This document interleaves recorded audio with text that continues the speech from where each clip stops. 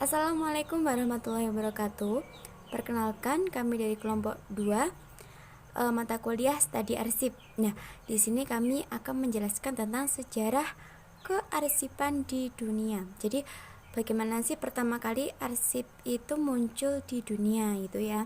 Nah, di sini pertama yaitu perkembangan kearsipan pada masa sebelum Masehi, tepatnya di zaman Yunani kuno. Nah, asal-usul dari berdirinya lembaga kearsipan yaitu sejak zaman Yunani kuno. Pada masa itu, apresiasi dan kebutuhan untuk menyimpan hasil tulisan tangan sudah dimulai dikenal di kalangan masyarakat Yunani kuno. Nah, arsip ini dalam bahasa Yunani biasa disebut dengan arseon. Kegemaran mengumpulkan benda-benda yang berharga rupanya sudah dikenal sejak lama, sebagaimana tergambar dari kata museum. Kalau dari bahasa Yunani itu Mauseon, yakni kuil untuk memuja dewi-dewi inspiratif, pembelajaran dan patron seni. Jadi kalau museum di Yunani itu tidak hanya untuk menyimpan benda-benda yang berharga, tapi juga untuk pemujaan dewi-dewi inspiratif sebagai pembelajaran dan patron seni. Arsip yang paling primitif itu dikenal pada awal milenium kedua sebelum Masehi.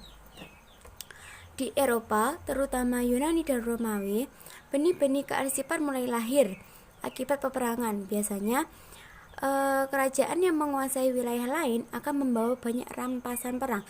Nah, rampasan itulah akan disimpan di suatu tempat atau biasa kita sebut dengan museum ya.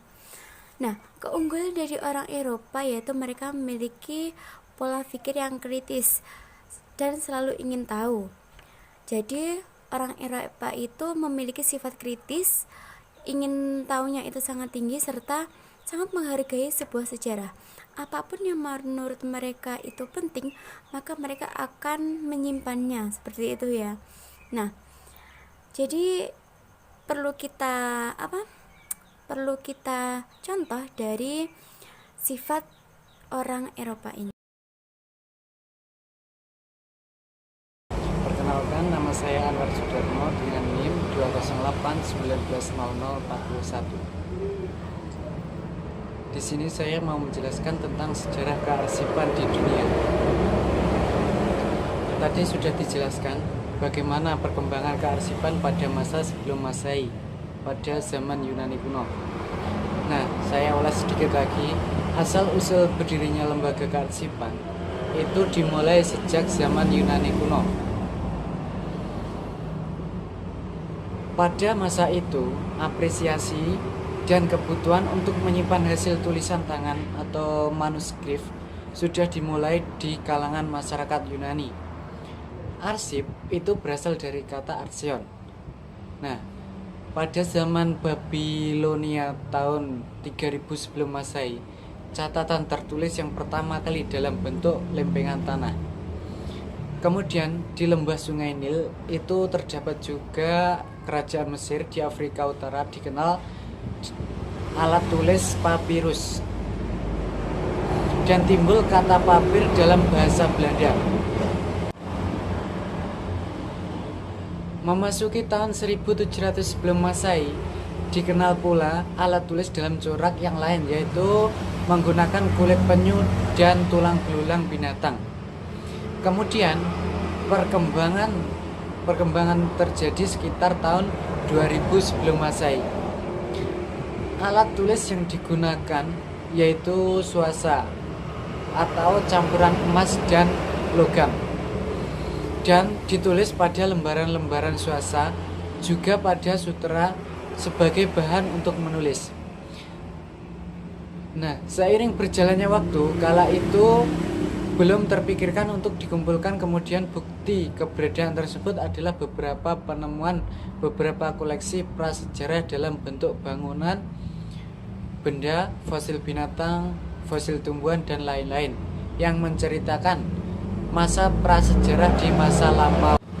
Selanjutnya pada tahun 1789 muncullah sebuah revolusi Prancis yang menuntut kebebasan, persamaan, persaudaraan.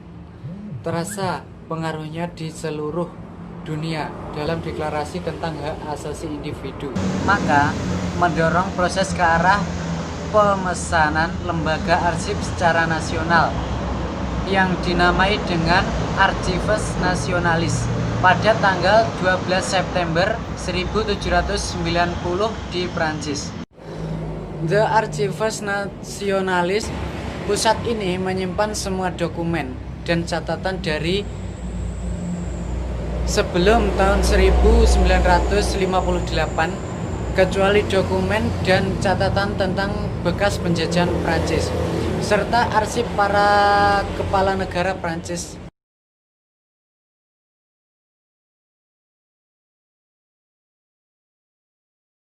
Assalamualaikum warahmatullahi wabarakatuh. Perkenalkan, nama saya Deswia Ega Wahyu Ramadhani, NIM 208190046.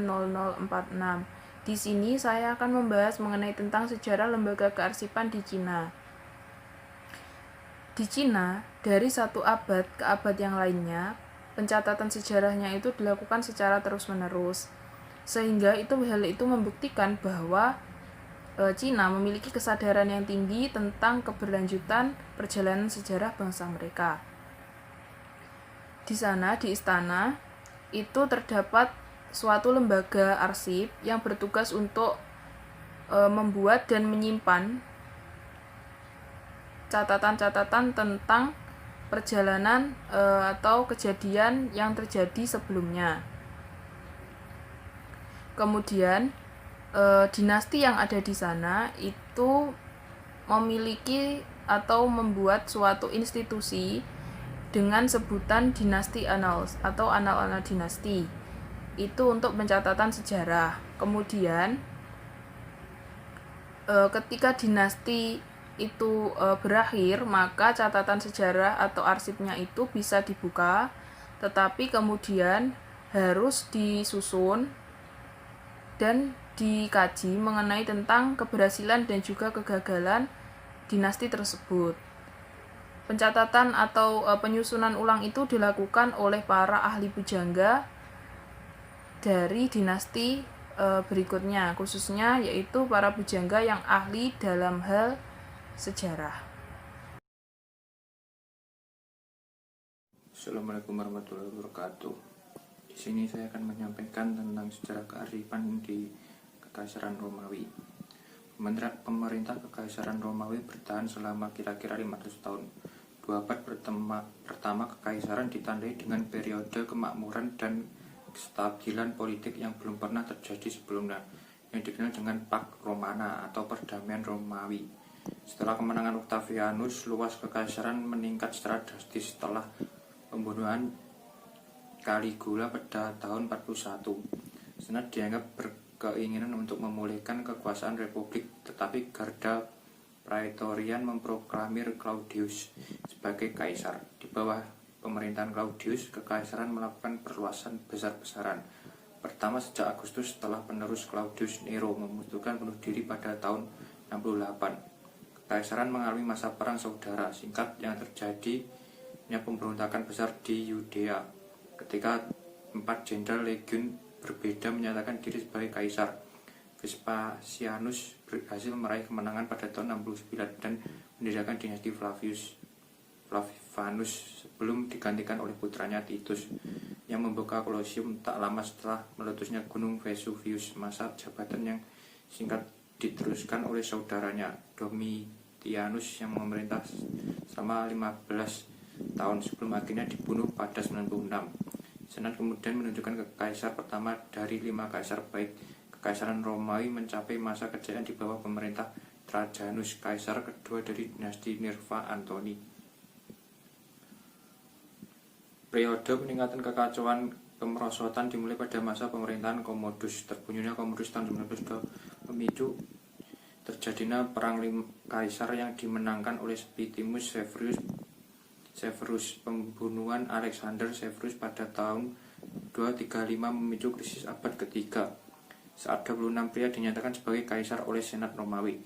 Selama 50 tahun kekaisaran berhasil distabilkan pada masa pemerintahan Diocletianus dan diperkenalkannya tetrarki yang ditandai dengan 4 kaisar pemerintah Romawi secara bersama.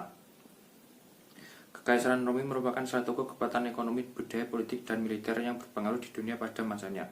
Kekaisaran ini menjadi kekaisaran terbesar pada masa antikuitas klasik dan salah satu kekaisaran terluas dalam sejarah dunia. Pada masa pemerintahan Trajanus, luas wilayah kekaisaran mencapai 5 juta kilometer persegi dan menjadi penguasa bagi hampir 70 juta penduduk atau 21% dari keseluruhan penduduk dunia pada saat itu. Pada masa abad pertengahan Eropa, upaya bahkan dilakukan untuk mendirikan penerus kekaisaran Romawi, termasuk negara tentara salib, kekaisaran Romania, dan kekaisaran suci Romawi. Melalui penjajahan yang dilakukan Imperium Spanyol, Prancis, Portugis, Belanda, Italia, Jerman, Britania, dan Belgia. Kebudayaan Romawi dan Yunani atau yang saat ini dikenal dengan kebudayaan Barat ikut tersebar ke seluruh dunia dan beberapa penting perkembangan dunia modern. Sekian dari saya. Wassalamualaikum warahmatullahi wabarakatuh.